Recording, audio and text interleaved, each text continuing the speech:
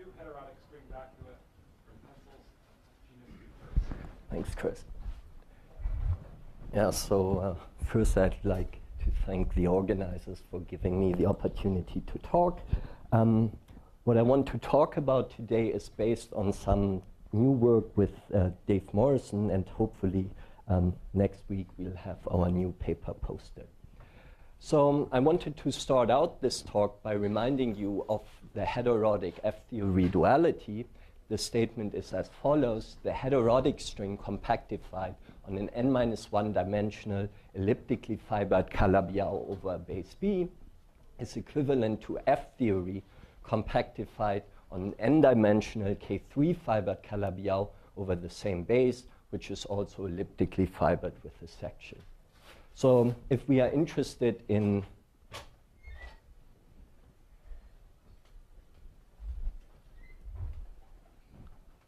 eight-dimensional compactifications, in above statement we would take n equals to 2, and the base would simply be a point.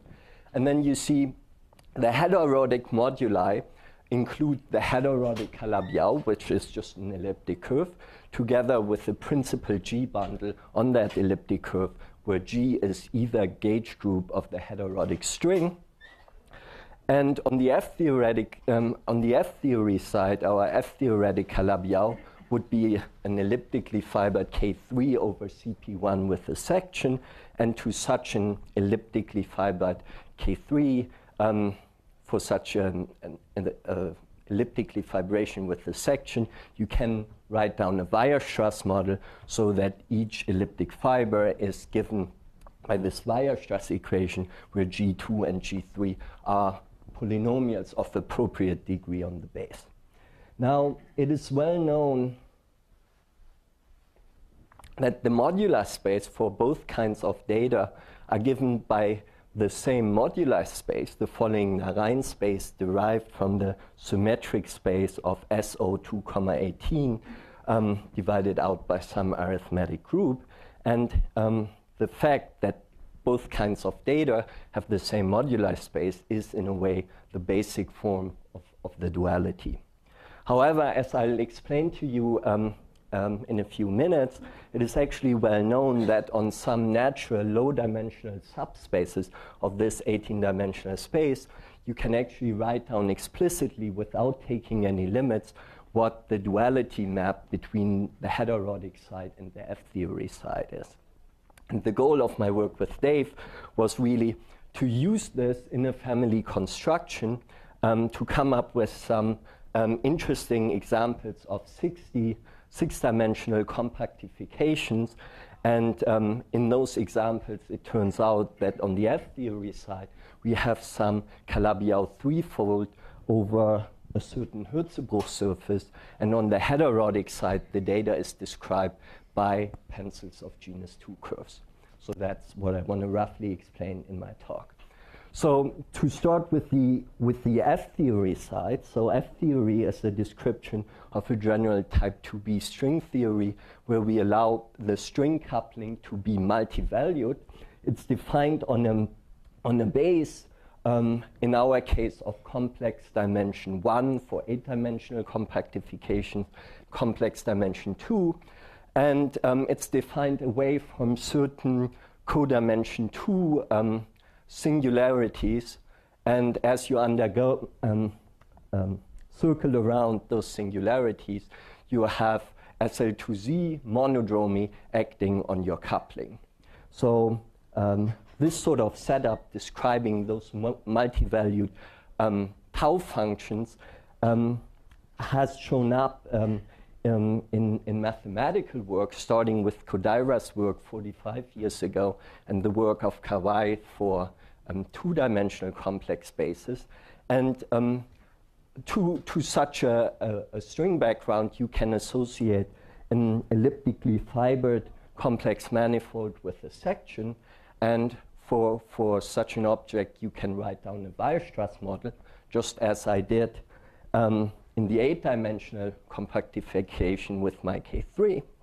And then the singularities are exactly located where the discriminant computed by those sections G2 and G3 vanish, and the natural SL2Z invariant J function can be computed from G2 and delta. So that is what is called the functional invariant, the homological invariant, the precise monodromy action as you encircle the singular fibers can be read off from the famous Kodaira table. So I skipped several lines in this table.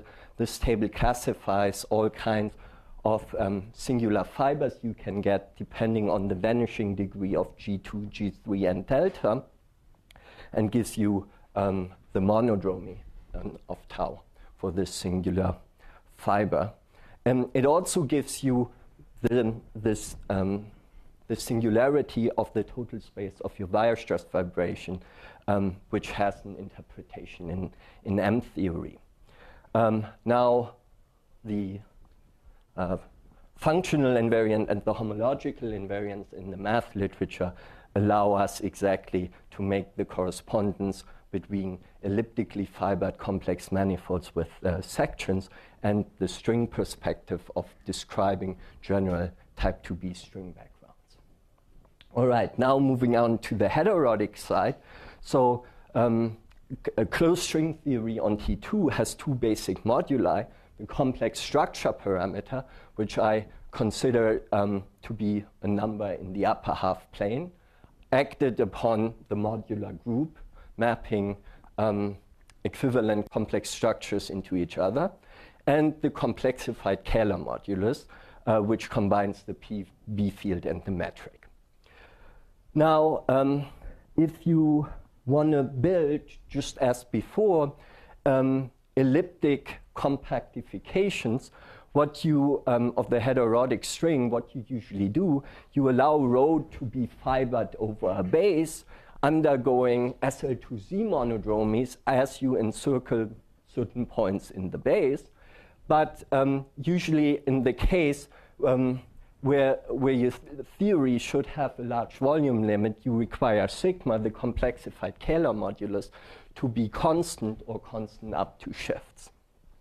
Now, from a string point of view, this distinction between the complex structure parameter and the complexified Kähler modulus is really unnatural. So from a string theory point of view, those two should really appear on equal footing, and we should be able to write down quantum compactifications of the heterotic string where both rho and sigma are allowed to vary over a base, and sigma is allowed to undergo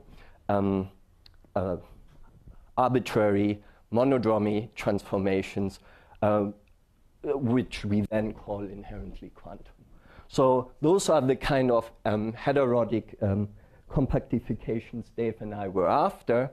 I just described that in the setup where all Wilson lines of your principal G bundle on your elliptic curve were turned off. But we also wanted to do that in the case where you now turn on at least one Wilson line and break the gauge symmetry of E8 cross E8. All right, so I just described in rough detail the F-theoretic side and the heterotic side. And what I now want to describe is how on very natural, low-dimensional subspaces of this big 18-dimensional moduli space, you can actually map the moduli and explicitly describe the map of moduli of the heterotic side to the moduli of the F-theory side.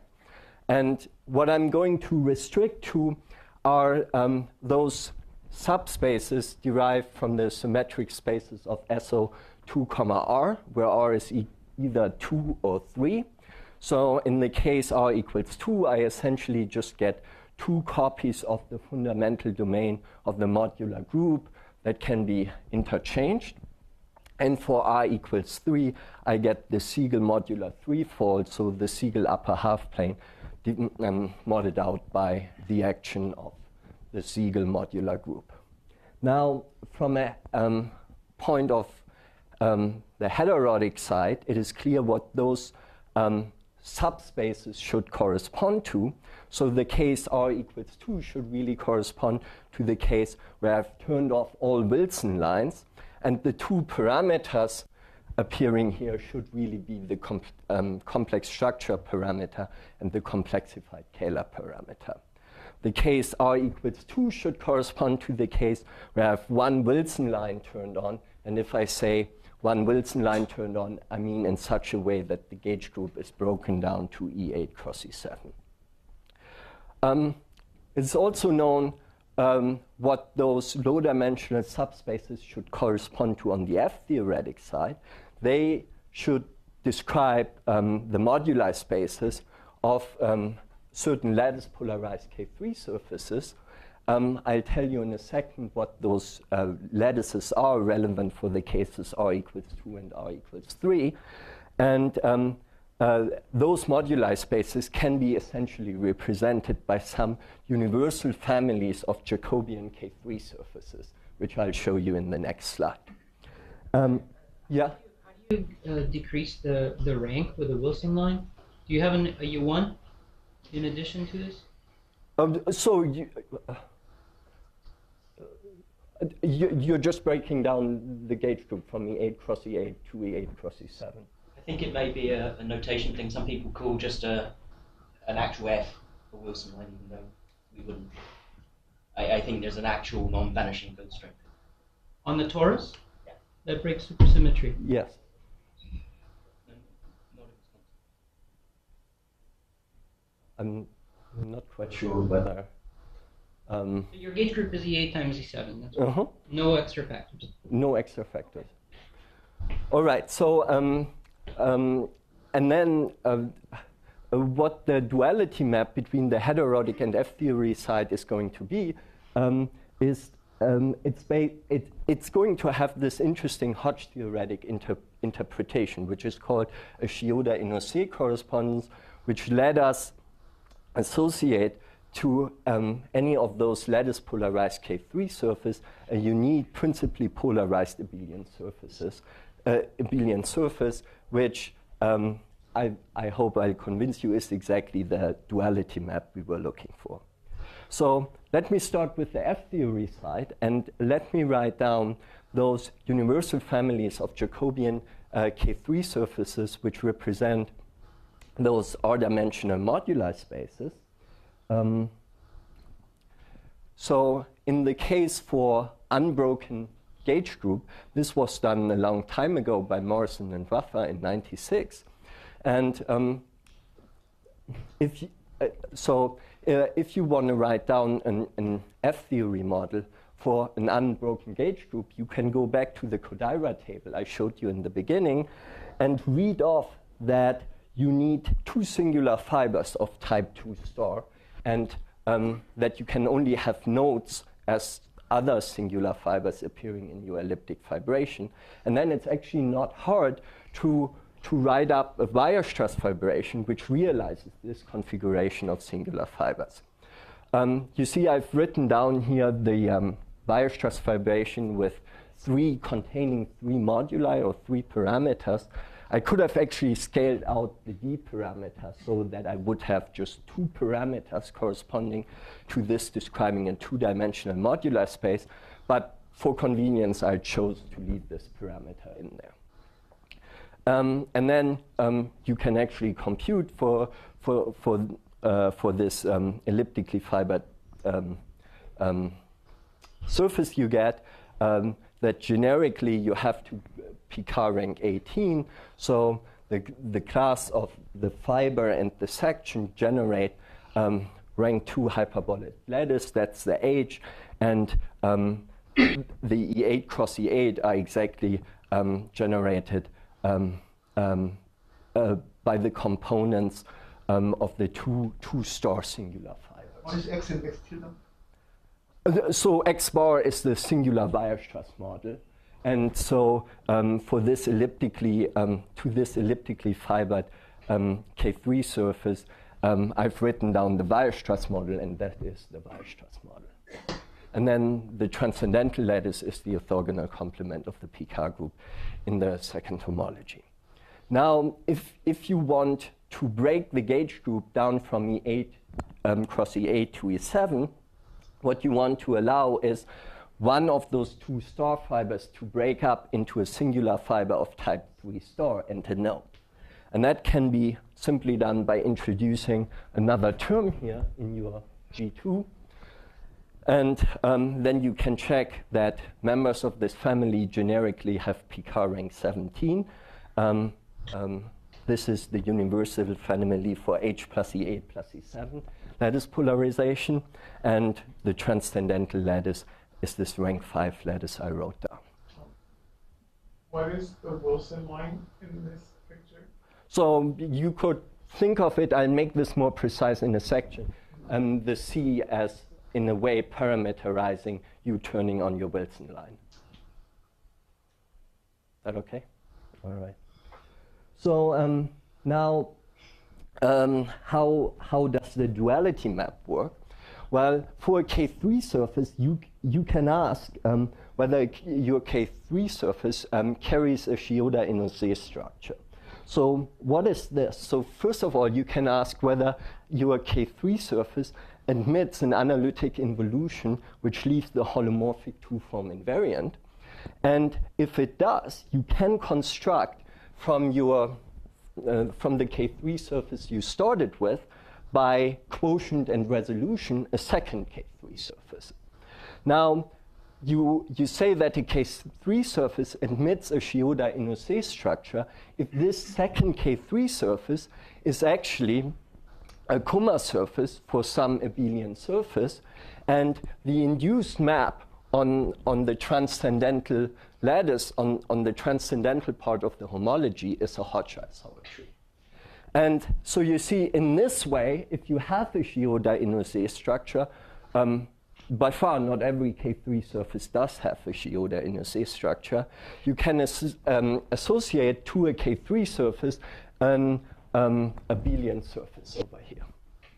So Dave gave, a long time ago, a very effective lattice theoretic criterion to figure out whether a K3 surface admits a Shioda-Inose structure. And if you check in those families I showed you before, this criterion is actually satisfied. We can do even better because we are talking about lattice polarized K3 surfaces. You can actually associate to each lattice polarized K3 surface in the two families I showed you before a unique principally polarized abelian surface. And the reason for that is that both kinds of surfaces, the lattice polarized K3 surfaces, the principally polarized abelian surfaces, have like global Torelli theorems and are classified by way 2 Hodge structures on the transcendental lattice or transcendental lattice tensor Q. And in this way, you can associate to each lattice polarized K3 surface a unique principally polarized abelian surface. And here's what they are. In the case where the Wilson line is turned off, we have the unbroken gauge group E8 cross E8, the abelian surface, just the product of two elliptic curves with the product polarization. And in the case that a Wilson line is turned on, it's the Jacobian of a genus 2 curve where the polarization is the class of the theta divisor. So in this way, we have worked out explicitly the correspondence between the lattice polarized K3 surface and the abelian, principally polarized abelian surface. All right, so this is how, in abstract terms, I relate the K3 with an abelian surface, but this map can actually be made very explicit. So what you can do, and that's what this next slide is supposed to convince you of, I'll go through it in detail, is that you can explicitly evaluate the inverse of the period map. So if we look at the case where the Wilson line is turned off, that means we are restricting to the subspace of the modular space, where I essentially have two copies of the fundamental domain for the modular group, it is known that this space is the period domain both for principally polarized abelian surfaces, which are the product of two elliptic curves, and lattice polarized K3 surfaces with H plus E8 plus E8 lattice polarization. Now, if I call the two parameters here, building on my earlier convention, rho and sigma, then those two parameters, rho and sigma, define two elliptic curves, E rho and E sigma. And how do they do that? Well, if you, for example, write down a Weierstrass equation describing those two curves, E rho and E sigma, you have certain Eisenstein series defining the coefficients G2 and G3. But I can always rescale my whole elliptic curve, meaning that those two numbers actually only define a point in a weighted projective space. All right, and you also see that going from the parameters rho and sigma here involves modular forms, and that is based on the fact that this correspondence between the subspace and the moduli here involves the period map, so it's analytic in nature. On the K3 side, you can also now express those coefficients A, B, and D defining your family of Jacobian elliptic K3 surface in terms of those modular forms. And this is what the result are up to some constants. And one important point here is that the answer is so simple simply because the ring of modular forms is so simple. It's simply generated by E4 and E6, and this makes it very easy to evaluate all those coefficients. Now, if I turn on a Wilson line, if I now go to a point in the Siegel modular threefold, the example, the story is essentially the same.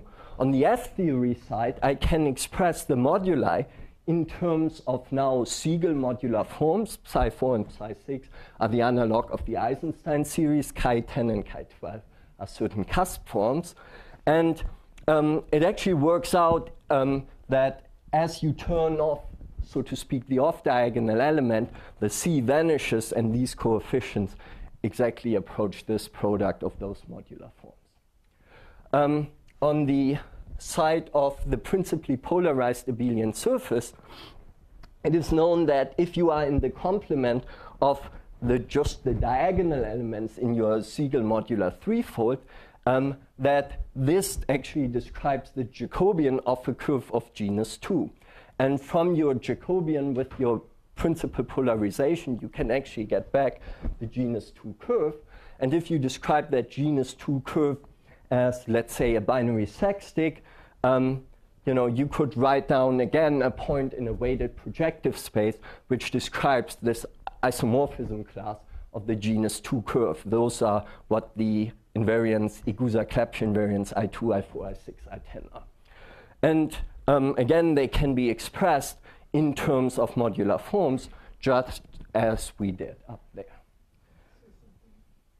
I lost something in the geometric picture. Why do you have a two-dimensional abelian for? What is the heterotic compactification on in the second case? Sorry, could you say that again? This is the compactification to 8 dimensions? Yes. So what are you compactifying the heterotic theory on in the bottom picture? Well, I would interpret this as an elliptic curve with a principal G bundle where the gauge group is broken down to E8 cross E7. So what's the relation between the elliptic curve and the genus 2 curve? Well, so and I really see this picture emerging when I slowly turn Z off, because then I just get the genus 2 curves degenerates to 2 elliptic curves intersecting transversally, and I think of those 2 elliptic curves as describing the complex structure parameter and the complexified Kähler parameter. All right. So then what Dave and I want to do, that's going to be my last transparency, is actually now construct examples of 6-dimensional compactification by using this in a family construction. So you've seen this family of K3 surfaces before. Now what I want to do is interpret T as the coordinate on the fiber of an intermediate space and let A, B, C, and D vary in a family. And to avoid bad fibers in the intermediate space, we restricted ourselves to the case where the intermediate space is a Hertzsprung surface. And then the condition that you have a trivial canonical class plus you have the weights described by the weights of the modular forms restrict you to having the Hertzsprung surface F12 here. And so then you can show that under very mild conditions on the vanishing loci of A, B, C, and D, this gives rise to a smooth Calabi-Yau threefold elliptically fibered over F12. But now, by this duality map, by this Fiora-Inousse correspondence, we can actually associate to it a family of principally polarized abelian surfaces by simply describing what those Igusa-Clapeyron variants are. And so, generically, as long as Z is not equal to 0, we can think of this as describing a smooth curve of genus 2, and then at the loci where Z equals 0, this degenerates to 2 elliptic curves intersecting transversally. And I think the important point here I want to make is the following. So this non-compact singular Siegel modular threefold sits in its Deligne-Mumford compactification, and we can really interpret those added rational boundary components which you have to add to get to the compactifications as the points with large volume limit. For example, if Z is equal to 0 and I leave rho arbitrary and take sigma to the cusp, that's a point I would typically interpret as a point with large volume limit. But the point is, because we have good control over the coefficient and the interpretation in terms of Siegel modular forms, we can derive an easy criterion for this curve of principally polarized abelian surface to stay away from the boundary component. In that way, we get a curve in the interior of the modular space. So in the interpretation, that would be one of the quantum vacua, as I labeled them in the beginning. And then you can actually analyze in more detail what happens as your family of principally polarized abelian surfaces intersects the singular locus of the Siegel modular threefold, and describe that in terms of gauge group enhancement on the F-theory side and extra automorphisms on your genus 2 curve on the heterotic side. That's all. Thank you.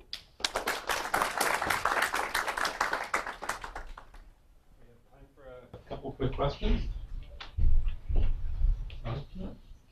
So, the dual of F-theory is supposed to be heterotic compactification, which I guess I only understand the classical bit, so I think of it as, if you're going to 8 dimensions, you're expecting the curve in a bundle. You're giving something which asymptotically looks like it, but there is no elliptic curve. So Exactly. So in a way, what I'm saying is, let's define a heterotic compactification by having a 6-dimensional F-theory compactification, and then using the duality map to see what you get on the other side. So the 6-dimensional F-theory would be F-theory compactified on the Jacobian of that genus 2 curve? On this Calabi-Yau threefold. No, I mean the previous case where you were just doing the 8-dimension. Yes, so exactly. So, but I interpret this Jacobian as in some way incorporating the complex structure parameter, the complexified Kähler parameter, and the Wilson line.